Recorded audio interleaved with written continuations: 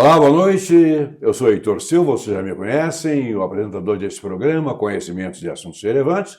E toda semana aqui estamos com alguma coisa realmente que seja, nós esperamos, desejamos, temos um sonho muito grande de que seja realmente relevante, interessante, agradável.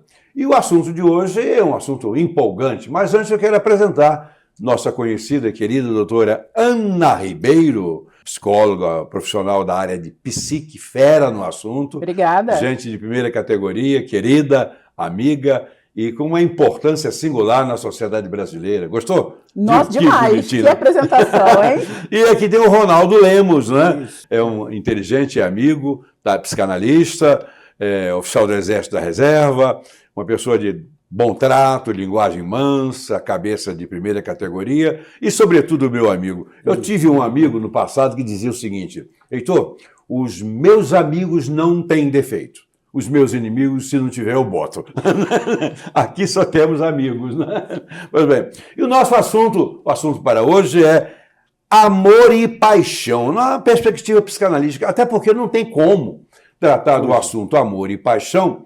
E a ordem talvez fosse até o contrário, paixão e amor, né? Dizem que a ordem dos padeiros não altera o pão duro, mas de qualquer maneira seria o mais normal dizermos paixão e amor. Mas o programa é esse, amor e paixão, numa perspectiva psicanalítica, porque não se tem como pensar nesse assunto a não ser por essa ótica, por essa maneira de pensar.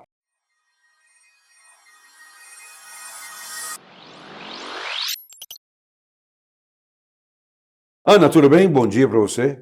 Bom dia, doutor. Aliás, desculpe, né? Boa noite, né? Boa noite. Boa noite. Tá tudo no escuro gente. Aqui. Boa noite mesmo. Mais uma jornada juntos, certo? Sim, vai com ser certeza, bom? Vai muito ser. prazer. Ronaldo, e você? Está satisfeito? Esperançoso em resolver os seus problemas afetivos todos nessa noite? Não vai ser muito complicado, não. Eu acho que já está meio resolvido. Já está meio resolvido. Os meus também estão meio resolvidos. Quase 40 anos de casado. Eu vou fazer, eu estou com 56, eu acho que já resolvi os meus. Né? Se não resolvi, estou preparado para criar outros problemas. Vamos lá. O nosso primeiro bloco, vamos falar de uma coisa chamada Complexo de Édipo. Né? Complexo de Édipo. O que é complexo de Édipo? Vamos dizer, as pessoas dizem que é uma invenção de Freud. Não é, não. Que, na verdade, as coisas certas, boas e bem feitas não são invenções, são descobertas. Verdade. Né? São descobertas. E ele descobriu que existe esse complexo. O curioso é que eu fiz um trabalho, uma apresentação, uma vez num congresso de psicanálise, e o tema foi o seguinte, a temática foi o seguinte, o fato científico anterior que comprova o mito posterior. Porque, na verdade, o mito surgiu depois de um fato. Complexo de Édipo, na verdade, é relatado por um fato na expressão da palavra do rei Davi. Né? Do rei Davi. E esse Complexo de Édipo vem na literatura bem depois. Foi uma criação dizendo que alguém se apaixonou, né, erradamente, equivocadamente, né, a paixão de um homem pela mãe, etc., da filha pelo pai. Isso tudo aparentemente é muito estranho, mas não, é uma realidade. Né? Davi chegou a dizer, certa feita, que em pecado me concebeu minha mãe. E ele era um homem que personificou o Complexo de Édipo, tanto é que ele tinha resolvido tão mal a questão que depois saiu uma besteira nessa questão relacional, exatamente porque não tinha resolvido a questão com a sua mãe, pela qual ele havia se apaixonado. Ele chegou a dizer que em pecado a mãe dele havia lhe concebido. Olha, o que ele estava dizendo, em outras palavras, que ele tinha lá suas suspeitas a respeito do que a mãe havia sido. Porque ele era o último, o mais novo, era também loiro, diferente de todos os outros, e naturalmente era objeto de escárnio dos seus irmãos, que diziam, não, você não é filho da mamãe, não, você não tem nada a ver com a mamãe, etc. Isso ficou no inconsciente dele, e ele expressou isso de uma forma da literatura, dizendo algo um tanto quanto atravessadamente. Mas o Complexo de Édipo é aquela história, aquela fábula, né? Aquela fábula antiga, que Freud transformou num roteiro de interpretação dos afetos muito interessante. Né? Ou seja, a menina é apaixonada pelo pai e o menino é apaixonado pela mãe. E há essa necessidade dessa inversão para a construção da personalidade. Né? Então, o que o menino é? O menino se apaixona pela mãe. A mãe é objeto de desejo. É o primeiro objeto de desejo dele. Certo, Ana? O primeiro objeto de desejo é a mãe, naturalmente. Ele está ligado à mãe pelo seio, pela amamentação, pela força, etc. E na vida adulta, quando ele se apaixona por alguém, na verdade, ele está tão somente resgatando aquela primeira paixão. E isso é o menino. A menina é a mesma coisa. Ela se apaixona pelo pai e quando ela se apaixona, quando ela encontra um rapaz e o namora, etc., a paixão que surge aí, na verdade, é um resgate da paixão primeira que ela teve para com o pai. E aí começa esse relacionamento equivocado no início, mas perfeitamente realizável no desenvolvimento. Doutora Ana, isso aí, para muita gente, isso parece confuso. Você acha confuso? Na verdade, é confuso quando a gente escuta, né, nessa percepção. Só que o que acontece que nós precisamos entender que a criança, né, de 0 a 7 anos, ela está na construção de traços de caráter. E o que acontece nessa percepção de amo a minha mãe, amo o meu pai? Ela observa que o tio tem um par, a mãe tem um par, todo mundo é par de alguém. Os animais também. E isso, na percepção da criança, ela começa a observar, ela fala assim, mas eu também preciso de um par. É essa percepção que as pessoas precisam entender. Não é na maldade, essa criança ela está construindo visualmente o que ela está vendo. E o primeiro par que ela forma é exatamente o menino com a mãe e a menina com o pai. Exatamente. E aí acontece a mielinização de traços de caráter, dessa desconstrução emocional. E, na verdade, opa, eu não posso me apaixonar pelo meu pai. Opa, não é assim com a minha mãe, não é. E aí vai se construindo essa base emocional das crianças. Na verdade, a forma de paixão inicial é perfeitamente necessária. Caso contrário, se a menina não se apaixonar pelo pai, se o menino não se apaixonar pela mãe, não será capaz de se apaixonar de modo sadio com mais ninguém nessa terra. Exatamente. Mais ninguém nessa terra. Exatamente. Ronaldo, essa questão de amor e paixão já confundiu você em algum momento da sua vida, clínica, pastoral, de professor, etc? Não me lembro de ter confundido. Pessoalmente ter isso, né? Mas a gente encontra isso nas pessoas, né? Você já se apaixonou você já foi apaixonado pela sua mãe? Não, a gente ama a mãe sempre, né? Isso é uma forma de... É a herança da paixão. Né? Da paixão. A gente está inconsciente. É interessante que a gente não sabe, a gente não percebe isso intelectivamente, mas de fato acontece. Quando a primeira namorada, por exemplo, você lembra dela, né? Da primeira namorada? Lembra? Devo me lembrar. Eu lembro, né? É um horror, mas eu lembro. Era um desespero. Mas eu me apaixonei. Na verdade, eu não me apaixonei por ela. Eu transferi uma energia de paixão, né, Ana, que estava em mim, para a primeira que me achou engraçadinho. E aí não importava se tinha uma perna só, se estava de cabeça para baixo ou não interessava, certo? Porque, na verdade, eu estava fazendo uma transferência de afeto que eu comecei a construir na relação com a minha mãe. Né? A necessidade desse fenômeno... O amor é herança, né? É natural, isso é perfeito. O amor pela mãe que vai continuar sempre é herança. A necessidade desse fenômeno para a definição normal da sexualidade, é claro. Você vai dizer assim, mas onde é que surgem os problemas de sexualidade? As inversões de sexualidade, ou seja, quando elas ocorrem de um modo não desejável, vamos colocar a coisa em termos de civilização, não desejável. Acontecem problemas que ocorrem nessa relação primeira, né, Ana? Exatamente. Existe uma disfunção, né, do desespero de ter um par. Né? E aí começa muitos problemas emocionais. Se você não tem a regulação emocional de algumas questões do trauma e do bloqueio lá da sua primeira infância, quando vai tornar-se adulto, começar a namorar, você se apega de uma maneira tão exagerada que isso se torna nocivo para a pessoa. E doentio.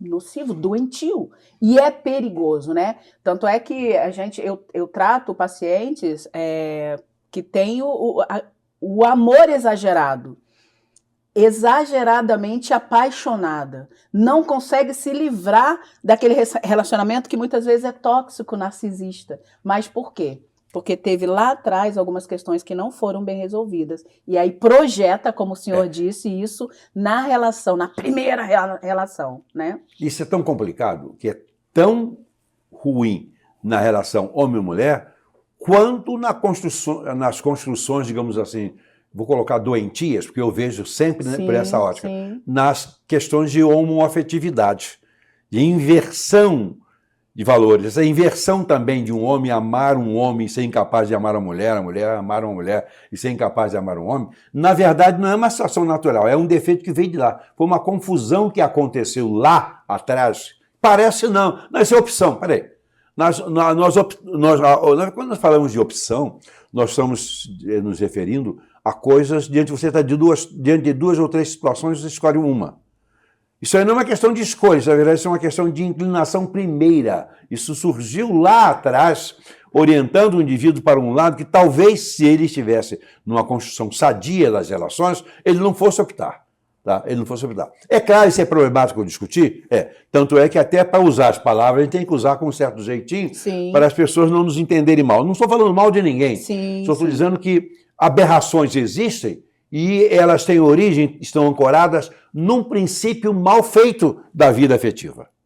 Exatamente, exatamente. Esse assunto a gente tem que aprofundar um pouco mais. Mas tem que levar com cuidado para não arranhar. Exatamente. E também a gente não pode esquecer de dizer também que no meio dessa trajetória dessa primeira infância, doutor Heitor e colega, pode ter havido ali também uma questão de abuso sexual. Né? Então, se projeta muito lá na frente essa questão, né, dessas escolhas. Então, quando a gente traz para uma terapia mais profunda, a gente percebe que essa opção veio lá de trás. Interessante, quando você falou a palavra abuso sexual, essa palavra nos remete a uma agressividade, a algo realmente violento, algo que foi ofensivo, foi doeu em alguém. Às vezes não é tanto. Não é uma coisa tão, diríamos assim, grave, a ponto de ser policialesca, uma visão policial e criminal que se tem no assunto. Um abuso no passado pode ser uma coisa muito pequena. Sim. Muito pequena. A questão é de como aquela pessoa padeceu, como aquela pessoa interpretou. O inconsciente, né? O inconsciente. Ele que está lá, ele que vai essa interpretação, às vezes, foi até equivocada, mas funcionou como? E aí? Como é que tira isso? Como é que resolve isso aí? Ainda que o ato em si não tenha sido de tão grande violência. Ainda que o ato em si, você falou, abuso um ato de uma grande violência. Sim. Mas foi como a pessoa sentiu. Mas com uma criança que ainda está na fase do seu é lógico, aquilo é a interpretação dela. A sua leitura naquele momento, né, vai permear por toda a vida. Ronaldo, a questão é a seguinte, a gente tem que olhar, é uma coisa muito esquisita no meio, que a tendência do adulto é olhar para a criança como se fosse um adulto em miniatura. A criança não é adulto em miniatura. A compreensão dele é como criança. Os afetos dele são como criança, certo? E aí que está o problema. Se o adulto, em determinado momento, exige, ou diz, ou procede junto a uma criança de um modo que lhe parece à criança uma agressão, é uma agressão. Mas não tinha essa intenção. A questão não está na intenção ou não na falta de intenção. Está na leitura que essa pessoa faz. Né? Você, como psicoterapeuta, você naturalmente lida com gente que vem dessas histórias, não vem? Muitas. N histórias, né? De filhos que foram abusados pelo pai, pelas mães, pelas tias, pelos primos, pelo vizinho. E assim, né? Até uma colocação? Sim. Hoje em dia, existe uma maior abertura para que isso seja colocado. Então, eu creio até e penso que isso sempre existiu e muito, apenas não era falado. Havia um medo, né? Havia uma dificuldade de se falar isso na sociedade. Como é que na família vou dizer uma coisa dessa? Então, talvez não houvesse tantos casos procurando terapeuta, porque havia uma inibição que a sociedade colocava. E hoje não, hoje existe uma abertura, as pessoas sentem mais liberdade para procurar ajuda. Exatamente. A maior parte das patologias relacionais que se tem na sociedade vem de lá. Sim. A grande maioria das patologias relacionais, que as pessoas estão vivendo mal na infelicidade no casamento, e você pensa que o problema é do outro. Do outro não é lá de trás. Né? Exatamente. Né? O problema está naquela pessoa que está sentindo dificuldade em relacionar-se e aquela pessoa com qual ela está se relacionando não tem nada com isso. Não. Né? O problema é não resolvido na mulher Com a ou lá no pessoa, homem. com a própria pessoa, né? Tem homens que casam e não se livram da mãe. Exatamente. Todos vão pedir opinião. A mamãe não cortou esse umbigo. não cortou o umbigo, ou seja, ele ainda. tem uma paixão pela mãe doentio. Ele, na verdade, está casado com a mãe. Exatamente. Ou foi para a relação procurando a mãe. Procurando a mãe. O homem, e a mulher procurando o pai. Não, que vá procurando a mãe É o em mais comum, particular, né? em tese, É o mais relativamente, comum. é normal. Normal. Isso é normal, porque você vai procurar a mãe na mulher, mas isso não vai ficar assim. Se ficar assim, não vai dar certo. Ficar assim não vai dar certo, né? Ou a mulher que seja exatamente igual à mãe, sem os defeitos da mãe. É. Ou exatamente igual ao pai, sem os defeitos, Sem o defeito do pai. Isso só vai encontrar ou no céu ou no inferno. Mas por aqui não vai encontrar, não. Vamos dar uma paradinha e voltamos já, depois de uma água, um café e um bate-papo. Brincadeira, voltamos já. O IBEMP, Instituto Brasileiro Evangélico Memória Pastoral de Caráter Filantrópico, associou-se ao Banco Santander, que administra fundos financeiros, e criou um plano de investimentos com alta rentabilidade. Convidamos você para se associar e, assim, realizar os seus sonhos com segurança e tranquilidade. Venha para o IBEMP. Saiba mais em ibemp.com.br. Olá, voltamos com o segundo bloco de conhecimentos e assuntos relevantes, tratando sobre amor e paixão com a doutora Ana e o doutor Ronaldo. Estamos aqui, papeamos sobre coisas interessantes. O segundo bloco, confusão de objeto no fenômeno da transferência. Bem, quando fala em transferência, as pessoas vão transferir de cidade, transferir de emprego, transferir de... Não, transferência afetiva. A transferência afetiva está em cima da questão edipiana, não tem jeito, né? Vamos pegar, por exemplo, aqui esse bobo que está falando para vocês agora. Tem alguma experiência, alguns progressos na vida, né? Sou um bobo bem-sucedido, etc. Mas, vamos lá. Eu tive a minha mamãe, né? Eu sou filho de uma senhora, Dona Maria, né? E eu nasci lá no dia 17 de julho do século XV ou XVI, por aí, né? Sou meio idoso, né? Bem, e ela era a princesa da minha vida, é a mulher que eu amava, eu estava ligado a ela pelo seio. Tudo de bom veio dela, o meu sustento, o afeto, o beijo, o carinho, o cuidado, etc, etc, etc. Bom, então qual é o normal? O normal é que esse menino, ao crescer, ele vai ter paixão algum dia, vai ter que namorar. Qual o modelo de mulher que lhe agrada ordinariamente, ou seja, naturalmente? É um modelo de mulher tomado como referência à mãe. Meu caso, seu caso, você também teve uma mãe, ou teve um pai, ou tem um pai, tem uma mãe, certo? Vocês também aqui. Então, não temos como escapar dessa questão. A minha mãe foi quem me alfabetizou. Então, olha só, ela incorporava a ideia de professora. Então, o garoto, quando entra na escola, ele olha para a professora, ela não é um ser neutro. Ela não é uma coisa. Ela não é uma montagem de ossos, pele, visão, conhecimento e capacidade de ensinar. Não, ela é uma mulher. Então é muito normal o menino se apaixonar pela professora, tanto quanto as meninas se apaixonarem pelos professores quando os têm.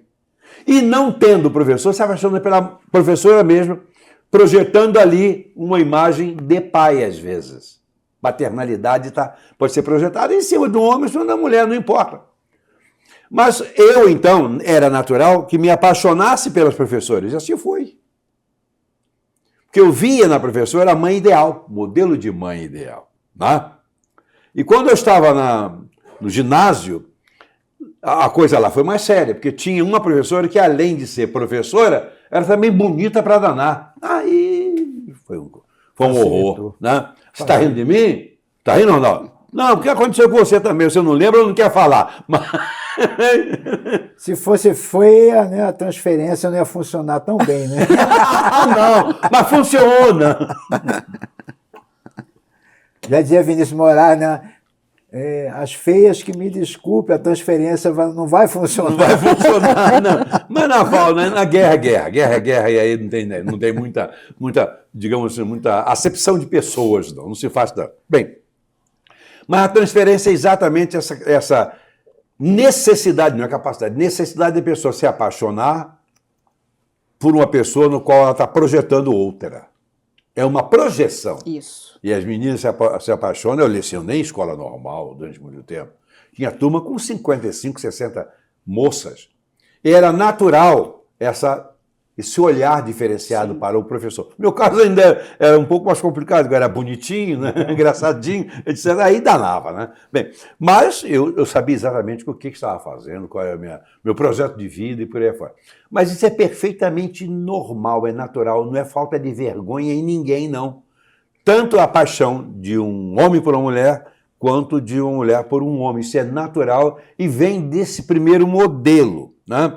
Então, vocês todos já lecionaram e lecionam e foram objetos, ou qualquer outra relação da clínica. Exatamente, já aconteceu, né? E aconteceu comigo quando eu era, né, mais jovem, com relação à escolha. Mais jovem, né? Lógico. É perfeito, né? Isso é perfeito. Né? Mais jovem. E eu não entendia isso, porque eu não fui criada pelo meu pai, então eu não tive essa relação com ele. Porém, a minha preferência era por homens negros e eu não conseguia entender. E o meu pai é um homem negro. Olha que coisa.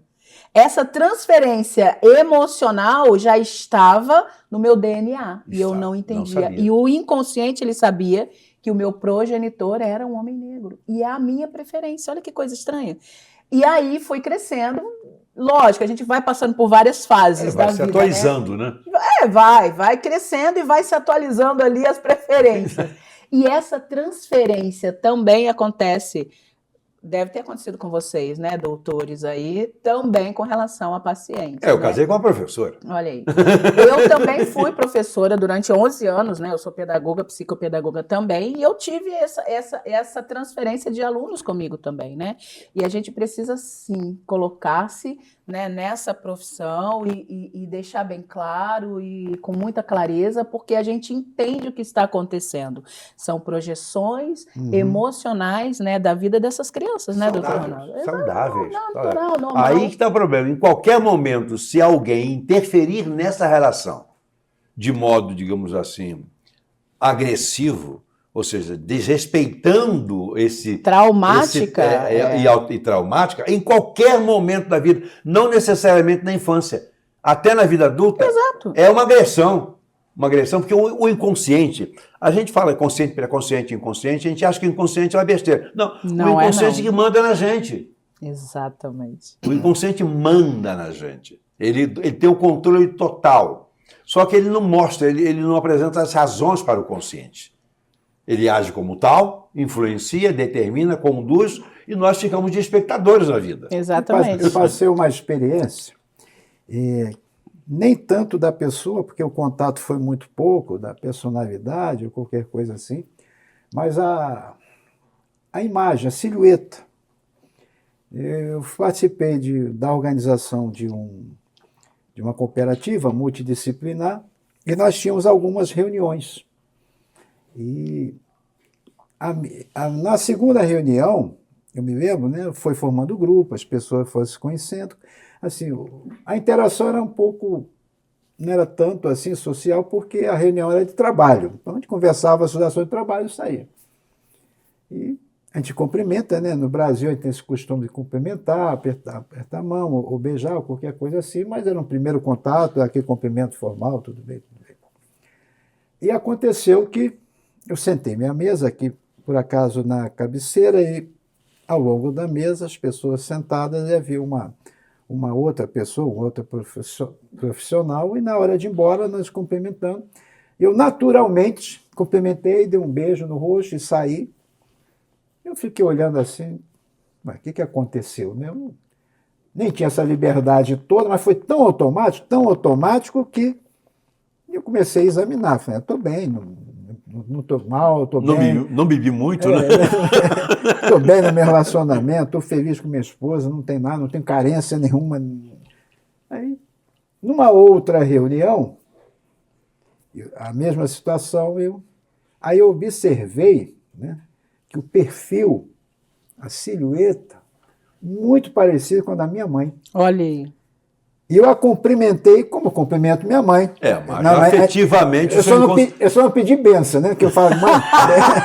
Mas minha mãe, assim, benção e um beijo no rosto, automático. Entendeu?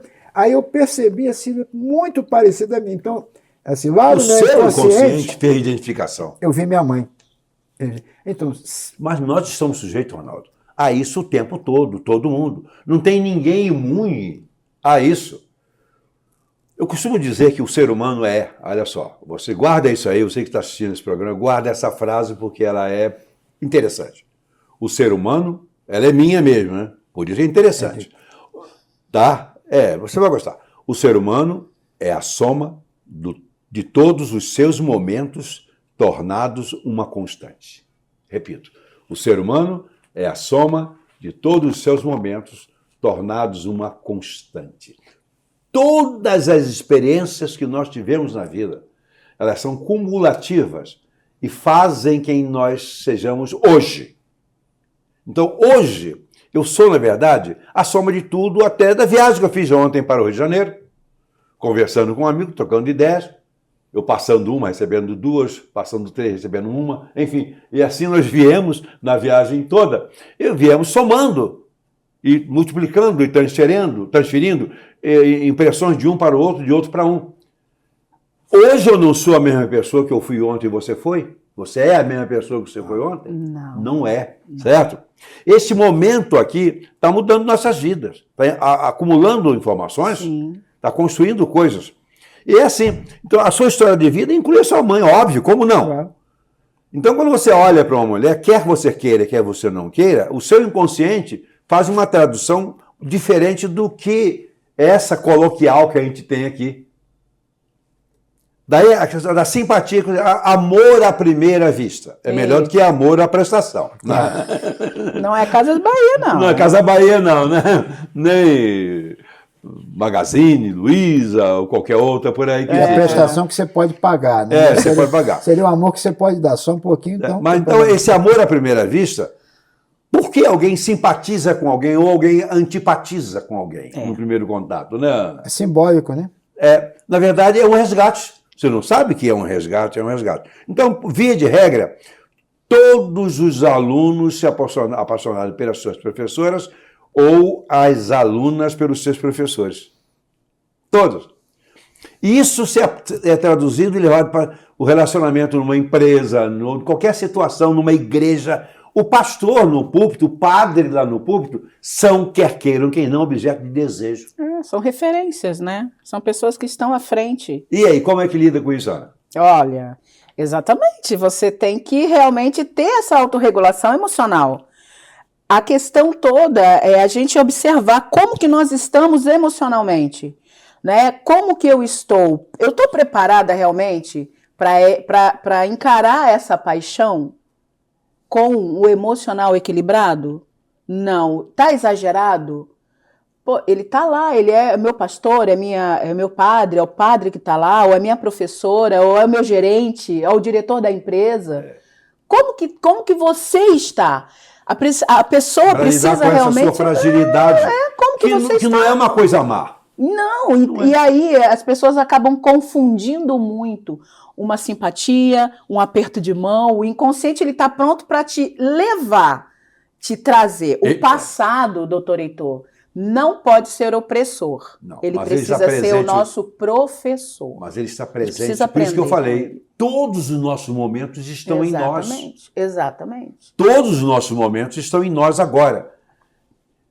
Isso funciona, diríamos assim, neurofisiologicamente, ou seja, está nos nossos neurônios. O nosso inconsciente, ele se aproveita da nossa bagagem de experiência. Exatamente. Ele relaciona isso tudo, mas lá dentro, silenciosamente, ele não pede opinião, ele não diz, Ronaldo, eu estou certo ou estou errado? Ele não fala. Ele está certo sempre.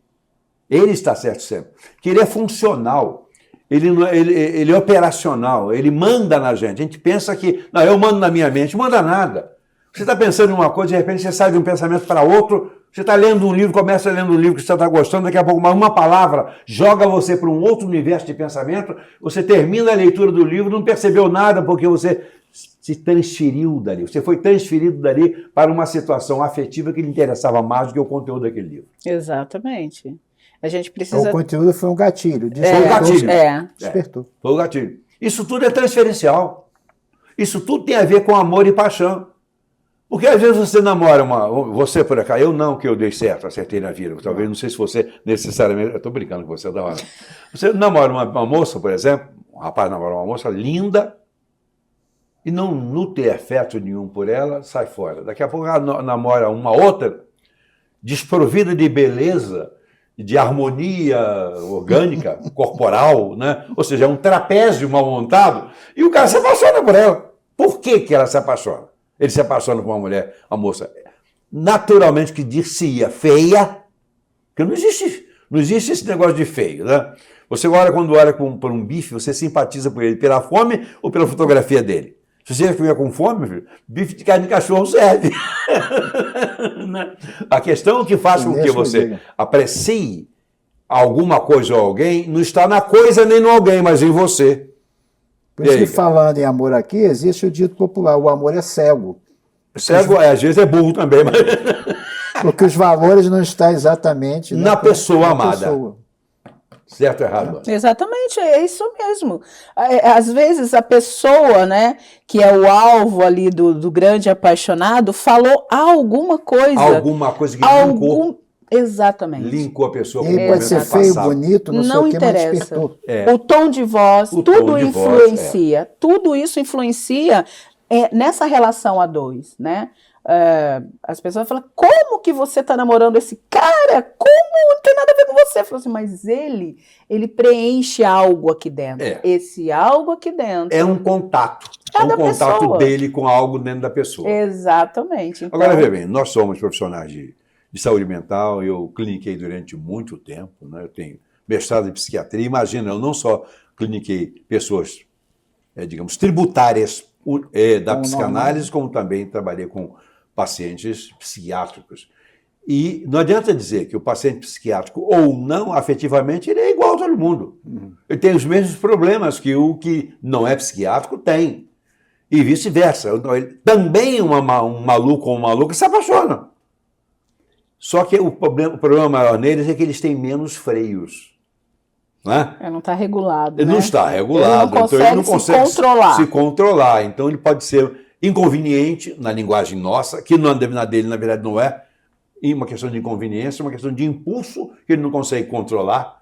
Isso pode parecer, digamos, pornográfico, pode parecer inconveniente, mas não é. É uma questão da situação, de quem está se relacionando. Então, você imagina, um psicanalista no consultório recebendo, às vezes, atendendo, às vezes, 8 pessoas, 10 num dia, como eu atendia. De 8 da manhã às 8 horas do almoço, com um pequeno momento para comer, engolir alguma coisa. Tá? Quantas vezes? Você está sujeito a uma pressão muito grande. Sim. Que essas pessoas olham para você e veem em você aquilo que você não é, nunca foi, não existe. O que ela gostaria. O que ela gostaria que você fosse. Isso. E isso, para nós, é a mesma coisa para o padre, para o pastor, para o professor. Mesma coisa. Mesma coisa. Está vendo um indivíduo, aí de repente ele vira um Deus, e não é ele, é o que ele representa, é o que ele desperta naquela pessoa. Lidar com isso é uma grande dificuldade. Eu acho que mais importante do que lidar ou não lidar é entender isso aí. Isso. É fundamental entender, compreender, né, no nosso caso aqui, né, pesquisar, estudar, aprofundar. Entender que nós não somos tão bonitos assim, né? Por que não se apaixona? Porque não é uma questão de beleza. Porque no caso da clínica, por exemplo, eu vou aqui para outro campo. No caso da clínica, o paciente, né, está ali uma hora, volta na outra semana, mais uma hora. Então, diferente, eu vou aqui para o outro lado, para o universo, por exemplo, do padre, do pastor, que ele tem aquela pessoa durante a semana, mais de uma vez, 2 vezes, um domingo de manhã, de tarde, né? Então, durante um mês tem muita...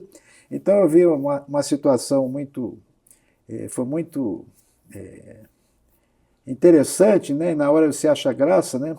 Porque estava entrando o pastor era novo na igreja, chegou há pouco tempo, tinha alguns meses, né? E surgiu esse problema com uma determinada pessoa. Ao ponto de, num evento que iam sair na Kombi, né? Entrou o pastor e ela sentou ao lado da pessoa, entre o pastor e a esposa. Separou os dois. Olha lá. O pastor entrou, ela sentou do lado do pastor e a mulher do pastor que foi entrar. Foi exatamente no meio. Isso aí é impossível. É meu. Isso aí parece uma estupidez, parece, digamos assim, uma questão de falta de educação, mas não é não. Não. O negócio é um impulso decorrente de um sentimento, de um afeto, que os chamados sadios, nós temos a pretensão de nos acharmos, né, sadios. No caso, eu, Ana e você somos, mas aí isso é uma exceção, né? Isso aí. É uma exceção. Nós somos pessoas perfeitas, os outros nem tanto, né? A audiência está dizendo, esses caras são malucos. Nós também somos. Nós somos isso, né? Essa semana eu estava conversando com uma moça que trabalha aqui, uma enfermeira que cuida da minha esposa, e ela tem uma cadela, e é uma maravilhosa, uma raça maravilhosa, e um dia o marido chega e abraça a ela, abraçou, a cadela veio e entrou no meio dos dois. Peraí, que negócio é esse? Eu não faço parte disso, né? Porque aquela cadela tem uma relação de afetividade ali com um dos dois, que eu não sei qual é, não estou perguntando, não sou psicanalista de cachorro, não sei. Mas ela sentiu traída, abandonada. Peraí, que negócio é esse? Eu faço parte dessa família, eu tinha entrado no meio, enfiou no meio dos dois. Exatamente. Né? É a mesma coisa que essa pessoa fez, né? Com esse coitado desse pastor, ficou enrolado, não estava entendendo nada. Mas isso não é falta de vergonha. Nada disso, é uma questão afetiva não resolvida.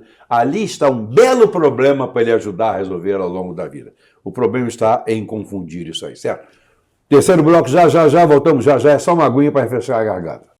O IBEMP, Instituto Brasileiro Evangélico Memória Pastoral de Caráter Filantrópico, associou-se ao Banco Santander, que administra fundos financeiros, e criou um plano de investimentos com alta rentabilidade. Convidamos você para se associar e, assim, realizar os seus sonhos com segurança e tranquilidade. Venha para o IBEMP. Saiba mais em ibemp.com.br. Voltamos para o terceiro bloco desse programa Conhecimentos e Assuntos Relevantes, tratando sobre amor e paixão, com leveza, com brincadeira, rindo, etc. Mas que o negócio é sério, sabe? Sério. Tanto é que nós somos aqui, nós três somos, e todos os outros, a plateia toda, né? O nosso estúdio está lotado, né? Todos nós somos produtos de um amor ou de uma paixão. Isso aconteceu e nós chegamos aqui. E isso ocorre sempre para todo mundo. Nosso terceiro bloco, porque as pessoas se apaixonam nessa fase inicial. É muito mais fácil ao jovem se apaixonar, seria engano, porque na verdade o adulto também se apaixona. Né? A pessoa que está sendo cuidada, um velho que está sendo cuidado por uma enfermeira, também se apaixona pela enfermeira. E vice-versa. Uma idosa sendo cuidada por um enfermeiro, também, um massagista, que seja, também se apaixona. Isso aí não é uma questão, na minha maneira de pensar, sabe, Ronaldo e Ana, não é uma questão etária, é uma questão existencial. O que vocês acham? Claro. Não é etária, não. Concordo plenamente, até porque, de imediato, eu me lembrei aqui de experiências que a gente já acompanhou, de pessoas, de uma pessoa, por exemplo, viúva já há algum tempo, e eu a conheço. Hoje já está. Hoje talvez fosse mais um pouco difícil, porque ela está fazendo 100 anos esse ano. Né? Então não presta. Mas ela tinha lá uns Vamos desistir dela, vai lá. Mas ela tinha lá uns 70 e poucos anos, viúva, e de repente viu-se apaixonada. E um comportamento, que a gente olha aqui, diz assim, um comportamento adolescente. E aqui era um ambiente de igreja, e houve uma crítica, né? Como é que pode? Como é que faz assim? Como é que não sei o quê? Porque a paixão não é etária. Não é. Mas lembra O daquela frase que eu falei? sentimento que O ser está humano, com olha 70 só, anos é o olha mesmo só, o ser de humano, um jovem de 18 o anos. ser humano é a soma de todos os seus momentos tornados uma constante. O nosso momento de adolescência, o meu, o seu e dela, está em nós. Exatamente. A nossa adolescência está em nós. Você está maluco, Heitor? Pense o que você quiser. Está em nós. Lembre-se da sua adolescência, telespectador. Lembra? Quando você se apaixonou por cada coisa horrorosa, seja você homem ou mulher, lembra? Isso está em você. Continua em você. Depois se apaixonou de novo, casou, foi feliz ou não, etc. Mas toda a nossa vida está aqui dentro de nós, certo? Está dentro de nós. Na verdade, a menina, quando namora, ela procura o pai ideal. E o menino, a mãe ideal.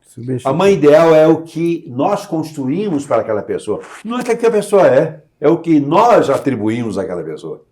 Exatamente. Né? E falando dessa paixão, que não é etária, na verdade, é hormonal. É o hormônio. Quando a gente começa a se interessar por alguém, e isso é prazeroso, é hormonal. Qual é o hormônio? Ocitocina, gente. Exatamente. O hormônio do faz prazer. parte das funções de acabar. E olha só que Isso coisa... é fisiológico. Exatamente. Foge do controle, tá? Absoluto. Não tem jeito. Então, a senhorinha da 70, tá certa ela. Tá certa. Tá certo. Tem que se apaixonar. Vai ser feliz, né? É hormonal, vai se apaixonar. E aí, nos olhos das pessoas, isso aí é o quê? É o preconceito. Tá agindo como adolescente. Mas se é fisiológico e se é hormonal, você não tem como controlar. Você precisa viver. Essa é a diferença das pessoas que não têm esse conhecimento. Porque a paixão, né? É a paixão maravilhosa. é maravilhoso. É aquele primeiro momento, aquele primeiro estágio do Não relacionamento. importa a idade. Não Nem a importa capacidade idade. de desempenho fisiológico. Agora uma questão. Por que muitos casamentos acabam rápido? Porque pessoas desreguladas emocionalmente estão procurando esse start emocional da ocitocina. Sim. Estou apaixonada, faço tudo, faço loucuras pela pessoa. E faz. Passa isso, que dura cerca de 1 ano e 6 meses a 2. Vai declinando. E aí você perde essa questão dessa excitação por conta da paixão. E aí o que acontece? Você vai olhar para isso e fala assim, eu não estou mais amando.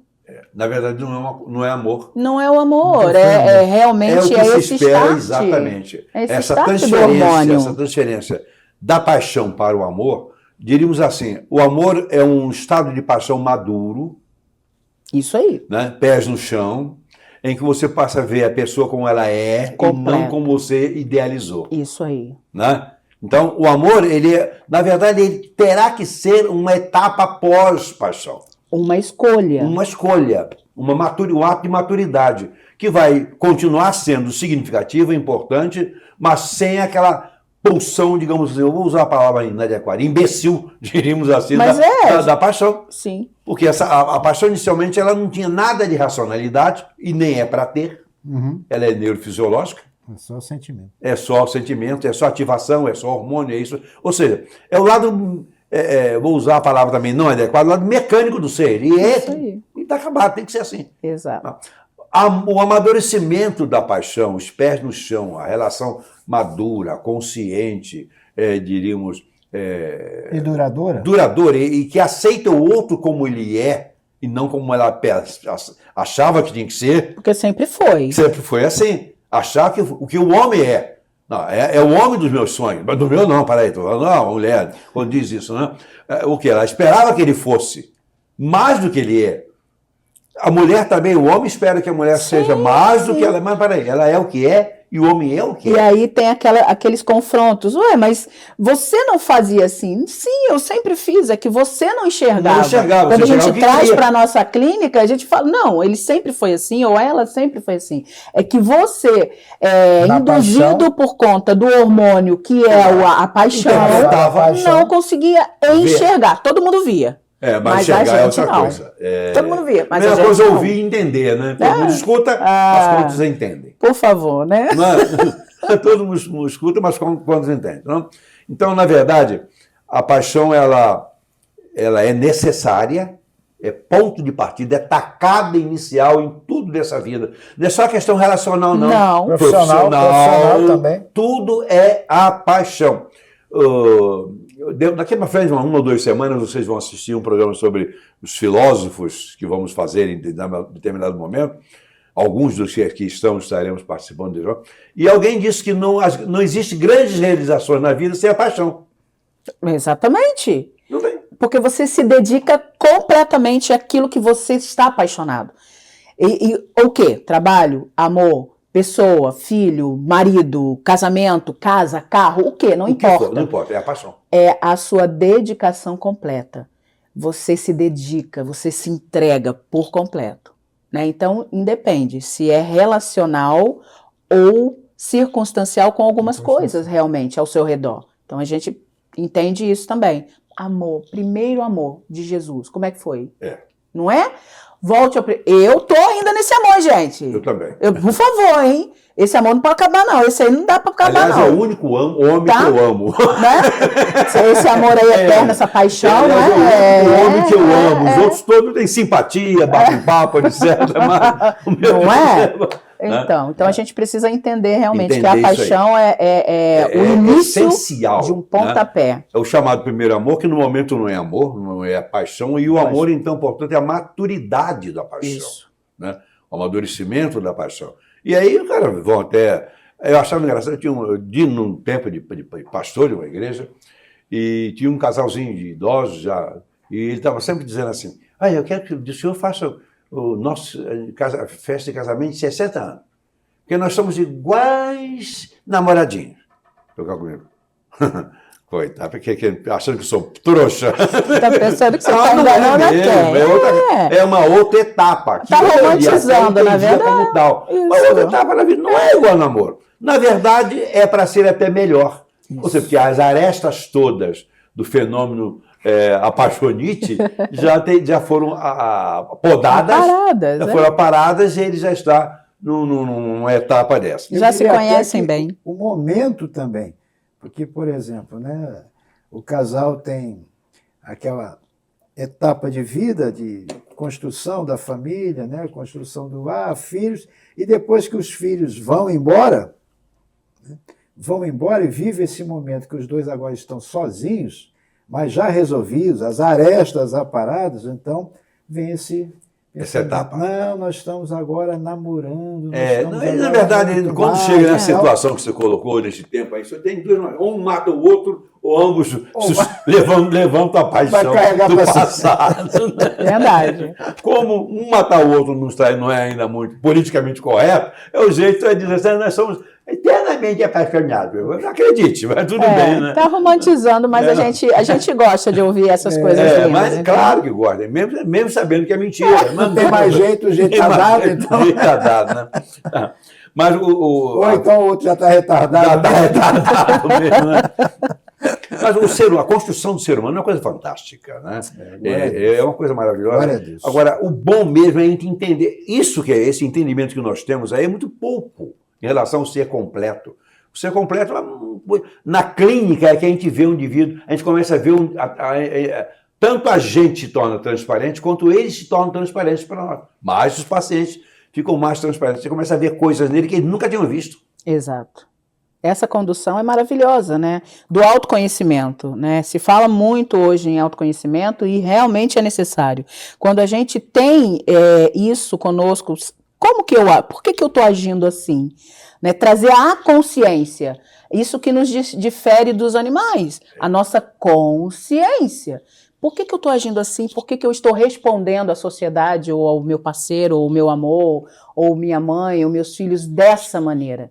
Né? É o autoconhecimento, e isso é extremamente interessante. Né? Eu vi um camarada aí no passado, que é citado, e eu cito também, mas ele disse alguma coisa que muitos tomam como sendo da autoria dele, mas não foi. Conhece-te a ti mesmo. Né? É fundamental a gente se conhecer, mas isso não é a autoria dele. Ele copiou isso do oráculo de Delfos. Olha aí. Né? Faz parte de um oráculo de Delfos. E ele leu lá e gostou e passou para frente. Ele não teria passado para frente, isso teria morrido, desaparecido lá, se Sócrates não tivesse lido isso aí. E se impressionou porque ele entendeu como é importante conhecer a si mesmo. Mas por mais que nós nos conheçamos, há um limite para isso. Precisamos do próximo para fazer-nos entender certas coisas, certas nuances do nosso ser. E não fosse a capacidade de apaixonar-se ou de amar, nós jamais nos conheceríamos. Exatamente. Porque nós estaríamos sentados num narcisismo absoluto, achando que nós seríamos o centro de tudo no universo. Pois é. Quando você começa a se conhecer, você observa que nós não somos o centro de tudo. De fato, o somos na relação intrapessoal. Mas todo mundo é o centro do universo. Todo mundo é o centro do universo. Mas entender, para aí, o universo não foi construído em torno de mim, nem no Ronaldo, nem na Ana. Mas é importante porque nós olhamos para lá como se tudo estivesse voltado para nós. Para nós, exato. Exatamente. Esse terreno aí do amor e da paixão é muito sério. Voltamos já com o quarto e último bloco, tá? Não corre não, que agora vamos fechar de maneira gloriosa. O IBEMP, Instituto Brasileiro Evangélico Memória Pastoral de Caráter Filantrópico, associou-se ao Banco Santander, que administra fundos financeiros, e criou um plano de investimentos com alta rentabilidade. Convidamos você para se associar e, assim, realizar os seus sonhos com segurança e tranquilidade. Venha para o IBEMP. Saiba mais em ibemp.com.br. Voltamos com o quarto bloco de Amor e Paixão. Ronaldo, Ana e eu, Ana, Ronaldo, eu, Ronaldo e Ana, e vamos em frente. Bom, tem uma musiquinha antiga do que é amor. Ana, lembra dessa musiquinha? É um amor. O que é o amor, Ana? O amor é a passagem dessa paixão enlouquecedora, e aí que você vive a melhor fase da sua vida. Já identificou todos os defeitos, já identificou tudo que não te agrada, mas mesmo assim, você permanece do lado da pessoa. Isso é o amor. Passou todas as fases e permanece do lado da pessoa. Quando você consegue identificar, ela faz coisas que eu não gosto, mas você permanece, vai viver e escolher. O amor é uma escolha. Você vai escolher viver realmente com essa pessoa para o resto da sua vida. Tô procurando meu, tá? Tô procurando meu amor aí. Meu amor não chegou ainda não, gente. Interessante que você não chega a essa fase, a fase desse amor, sem passar pelas outras fases. Ah, não tem como. Não tem como. Não tem como. Então ninguém encontra no momento, dá uma topada numa pedra, encontrei o amor da minha vida. Não é assim. Não encontrei, não. Não. Há uma trajetória longa aí de experiência, de conhecimento do próximo e de autoconhecimento. Isso aí. Né? Ronaldo, amor perfeito, isso é uma frase, somente um discurso, é um euforismo, um aforismo, digamos, da verbosidade dos intelectuais. Amor perfeito. Ou amor é algo a ser construído e que a perfeição significa exatamente o momento final de uma relação? Olha que loucura, né? Pois é, no campo da teologia, eu posso dizer que existe o amor perfeito. Sim. No campo da sociologia, do relacionamento humano, eu vou responder com uma experiência, com a declaração, né? Não é frase, uma declaração de uma pessoa que é um amigo comum, que vai fazer 100 anos esse ano. 100 anos. E a esposa também. Ela parece que é mais velha que ele há alguns meses. Ele tinha por lá uns 92 anos, mais ou menos. Ele disse-me assim: Ronaldo, se eu e a Cira soubéssemos que ia ser tão bom essa fase agora que nós estamos vivendo, com 92 ou 93 anos, um cuidar do outro, o outro cuidar, né, dele. Ela disse para mim assim: agora é tão bom, você segura mais a minha mão, né, você agora... Mas não era para nada, é para ele não cair, tá? Então, né, essa experiência, porque a experiência, né, os momentos constantes, nós não estamos no momento constante ainda dos 90 anos, né? Então a gente tem que aprender com quem já está lá. Né? Então ele disse isso. Se soubéssemos que ia ser tão bom essa fase... A gente teria começado daqui para lá. Né? Ele completou dizendo: nós teríamos brigado muito menos, nós teríamos nos desgastado muito menos. Né? Então, não é o amor perfeito, mas é um momento lá na prateleira de cima, né, da vida, do relacionamento, né, que chegou a essa compreensão de que, poxa, podíamos ter nos compreendido antes, né, podíamos ter nos compreendido mais, podíamos ter vivido mais, podíamos ter tido muito mais prazer, né, mas agora temos. Então vamos aproveitar isso agora, até, no caso, já estão chegando a 100 anos, né? Não sei se vão chegar a 120, então a gente entende isso como não um amor perfeito, mas o amor que se aperfeiçoou. E não teria chegado a este ponto não fossem as vicissitudes do caminho. Né? Porque, na verdade, tudo aquilo que é perfeito é resultado de um processo de aperfeiçoamento. Será que eu falei bobagem? Não, exatamente sim. Quando você sai daqui do Rio de Janeiro de São Paulo num Boeing 777 até Nova York, num voo direto, né? Quando você pousa lá, puxa, eu dormi agora há pouco, estava saindo de São Paulo ou do Rio, e agora já estou em Nova York. Um Boeing 777 ou no Airbus 380 ou alguma coisa assim. Só que essas aeronaves não começaram assim. Certo? No 14 bis, né? Começou lá no 14 bis, naquela geringonça dos irmãos Wright. Isso. E aquilo não voou de jeito nenhum. Mas começou lá. Aí veio evoluindo, muita gente morreu, muito trabalho, muito enguiço, muito tombo, muito acidente, né? Muito sucesso. Em determinados momentos da evolução da aviação, alguém disse, puxa, essa é a aeronave perfeita. 10 anos depois viram que era cheia de defeitos, né? E esse Boeing 777 ou Airbus 380 ou o 500 que eu estou citando agora são perfeitos na minha concepção de vida hoje. Daqui a 10 anos, se eu vivo estiver, certamente estarei vivo, eu vou dizer assim, puxa, ele tinha algumas imperfeições, certo? Então, é exatamente, o amor é o final, começa lá com uma paixão, numa relação, às vezes intempestuosa, numa relação acidental, num contato bobo, e chega a 90, 100 anos dessa maneira. Então, o amor é uma construção na vida. É possível de alcançar? É, mas não se começa alcançando. Se termina, sim, possivelmente, na plenitude disso aí, né? Então, acontece o divórcio, às vezes, no relacionamento. Por que acontece o momento em que as pessoas se desenlaçam? O que faltou aí? Faltou a capacidade, no meu modo de pensar, capacidade de caminhar na direção de um amor que deveria ser construído. Mais do que num erro de alvo inicial. Exato, exatamente.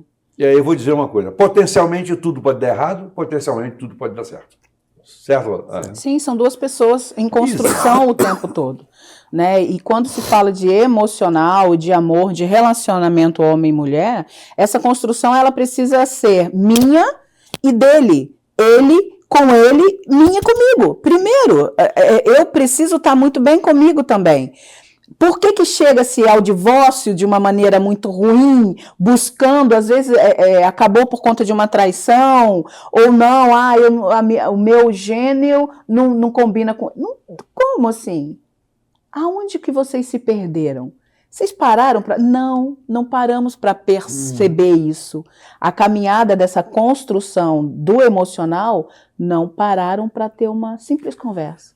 Às vezes uma simples conversa resolveria essa trajetória que poderia ter sido uma história linda de amor, de verdade. Mas por quê? Porque são dois adultos tentando se resolver, se bicando, brigando, apontando o erro do outro. E não é assim que a gente constrói, a gente não se constrói assim. E não vai construir amor também dessa maneira, pulando de galho em galho, buscando a verdadeira paixão. Aquela paixão vai acabar, e se ele não realmente entender, vai de novo, vai buscar outro, vai buscar outro. Vai ser a compulsão à repetição. Então, é o autoconhecimento que a gente acabou de falar. Essa compulsão à repetição está aí para todo mundo amargar, sofrer com ela. Isso aí. A paixão precisa e pode evoluir para o amor. Quando isso não acontece, o divórcio está certo. Né? Exatamente. Infelizmente, né?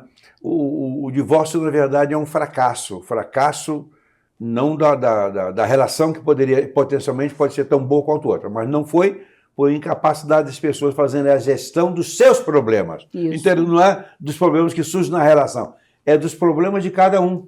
Internos, né? Eu atendo muito, o doutor Heitor, mulheres e homens também, com essa problemática, com essa questão mesmo. Olha, hoje eu estou numa relação que o meu marido ou minha esposa, ela não me olha, ela não olha para mim.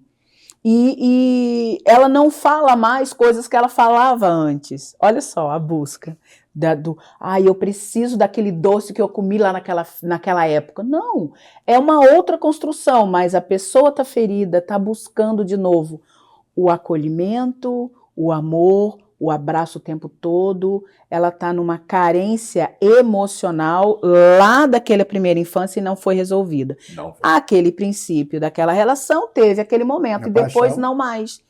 E outra questão muito séria também que eu percebo de casais, o homem, né? O homem ele é mais racional e nós mulheres somos muito emocionais, né? O homem ele busca, na verdade, se saciar muito mais do que a própria mulher. Né? Ele é mais animal do que a mulher. E a mulher não, a mulher é mais delicada. Pois quando Deus fez o homem, depois ele foi lá e aperfeiçoou, fez a mulher. Então, pois é. Eu prefiro assim. Olha, posso dar um recado para os homens? Tem que encarar um troço igual a você. Deixa eu dar um recadinho para você, maridão aí do outro lado. Olha para tua mulher, ela é uma fragilidade, você precisa realmente, entendeu? Começa de manhã mandando um bom dia no WhatsApp, um coraçãozinho. Ei, menino, de noite o negócio vai ficar bom para você, entendeu? É só uma questão de você observar os sinais que a sua mulher está te pedindo. Seja mais atencioso, mais carinhoso. Só isso, a gente só quer isso, a gente não quer muita coisa não. Mas só dizer, amor, eu tô saindo correndo, mas eu amo você. Só isso. Aí chega de noite, você não fez nada disso, ela está estressada, cuidando de filho, cuidando da casa, do trabalho, do dia todo e não teve a compreensão carinhosa do outro lado. Então não vai dar muito certo não. Então começa a olhar para tua mulher com essa fragilidade, dá esse acolhimento que você vai ver, vai dar bom. Você vai chegar aos 100 anos, né, doutor? 100 anos. 100. Juntando os dois 100 são 200. Não? 200 anos. 100 para lá, 100 para cá. 100 para lá, isso aí. Agora, nessa relação de amor e paixão, há uma coisa, um complicador aí que não se resolve facilmente. É quando uma pessoa é apaixonada pela outra e a outra ama essa pessoa. É isso que dá as brigas de separação. Porque uma pessoa, a paixão sumiu e o amor da outra permanece. Floresceu. Aí dá cada confusão, difícil de resolver. Não é familiar, é financeira, material, é a questão afetiva, o estrago que fica em um, ou às vezes até nos dois. Que os maiores estragos, as maiores catástrofes que a humanidade experimenta não são bombas atômicas caindo do céu, não. Ou lançadas sobre Hiroshima e Nagasaki, não. São essas situações relacionais não resolvidas. Isso aí. Essas amarguras que se arrastam às vezes por longos anos, quando as pessoas não se perdoam por terem fracassado, simplesmente fracassaram no relacionamento porque não souberam fazer a leitura de si mesmas. Pouco importa o outro. Né? É outro negócio. O sapato não é igual ao pé. No entanto, ele se acomoda bem no sapato. Vê o desenho do sapato, não tem nada a ver com o pé, mas ele se encaixa ali. Sim. Agora, se você tentar, você calça 42, enfiar o pé num sapato de 38, não vai dar certo. Não vai machucar, isso não vai dar certo. Bom, é uma ilustração meio tola até, mas o ser humano, um homem ou mulher, é sempre isso, eles não são iguais. Essa história de ser feito um para o outro, é um acomodar o outro, se ajustar ao outro, receber o outro, acolher o outro, do jeito que ele é. Mas o pé tem calo, sim. Mas o sapato, às vezes é o sapato que faz o calo, e às vezes não. O pé já foi com um calo, ele reclama do sapato. Isso aí. Né? Reclama do sapato. Então o homem e a mulher, até nós temos nossas idiosincrasias, nossas coisas, aquilo que é nosso. E o próximo não tem que resolver o que é seu. Você tem que resolver o que é seu, a mulher tem que resolver o que é dela, e se acomodar para uma vida feliz, que a felicidade até existe. Isso aí, perfeito, maravilhoso. A gente tem que se resolver realmente. Os nossos traumas e os nossos bloqueios precisam estar bem para que a gente passe para esse outro nível de relacionamento com o outro. Porque senão a gente vai escoar todas as nossas feridas, doutor Heitor, em quem nunca nos feriu. Se a gente não curar as nossas feridas, a gente vai machucar quem nunca nos feriu. E às vezes é uma pessoa tão maravilhosa que está ali do lado, mas a pessoa que está ali naquela relação a dois está muito ferida, muito, muito ferida. E acaba machucando um a outra que não tem nada a ver. Bom, Ronaldo e Ana, nós estamos aqui.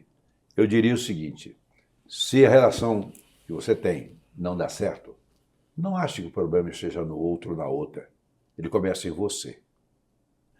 Se resolve o problema de um relacionamento, não querendo corrigir o próximo, mas fazendo com que, lutando para nos ajustarmos a nós mesmos, entendermos a nós mesmos.